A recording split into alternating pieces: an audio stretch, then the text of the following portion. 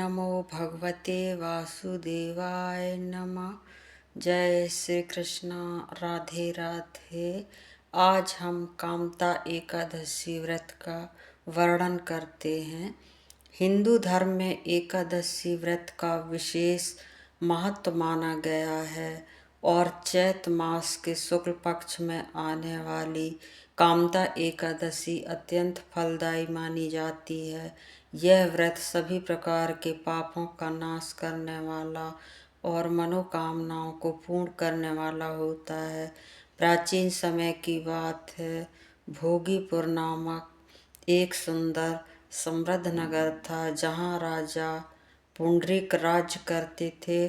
उस राज्य में गंधर्व और अप्सराएं निवास करते थे जो अपने नृत्य और संगीत से सभी को आनंदित करते थे। उसी नगर में एक गंधर्व था जिसका नाम ललित था और उसकी पत्नी का नाम ललिता था। दोनों एक दूसरे से बहुत प्रेम करते थे। ललित एक श्रेष्ठ गायक था और राजा के दरबार में संगीत प्रस्तुत करता था। एक दिन दरबार में गाते समय ललित का मन पत्नी ललिता की यादों में खो गया। उसका ध्यान भंग हो गया और वह सही ढंग से गा नहीं पाया। वहाँ उपस्थित एक नाग कन्या ने यह बात राजा पुंडरीक को बता दी। राजा को यह बात बहुत बुरी लगी। उन्होंने क्रोधित होकर ललित को श्राप दे दिया कि वह एक भयानक राक्षस बन जाएगा। राजा के श्राप से ललित तुरंत ही एक डरावना राक्षस बन गया और जंगल में भटकने लगा। अपनी इस स्थिति को देखकर उसकी पत्नी ललिता बहुत दुखी हुई। वह अपने पति को इस कष्ट से मुक्त कराने के लिए इधर उधर भटकने लगी। अंततः वह एक महान ऋषि के आश्रम में पहुंची।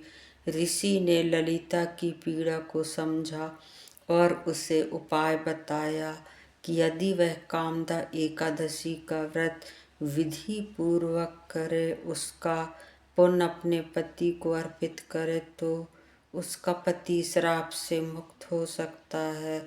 ललिता ने पूरी श्रद्धा और भक्ति के साथ कामदा एकादशी का व्रत किया। उसने भगवान विष्णु की पूजा की और व्रत का फल अपने पति को अर्पित कर दिया। व्रत के प्रभाव से उसका पति ललित तुरंत ही राक्षस योनि से मुक्त होकर अपने वास्तविक रूप में आ गया। दोनों पति पत्नी अत्यंत प्रसन्न हुए और सुखपूर्वक जीवन बिताने लगे। व्रत का महत्व। कामदा एकादशी का व्रत करने से मनुष्य के सभी पाप नष्ट हो जाते हैं। यह व्रत विशेष रूप से उन लोगों के लिए लाभकारी है जो अपने जीवन में सुख और शांति, मनोकामनाओं की पूर्ति चाहते हैं।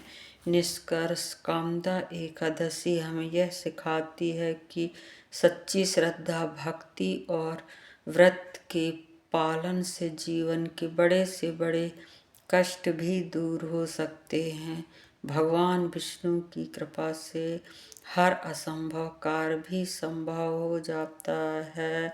बोलो राधे राधे। जय श्री कृष्ण। ओम नमो भगवते वासुदेवाय नमः।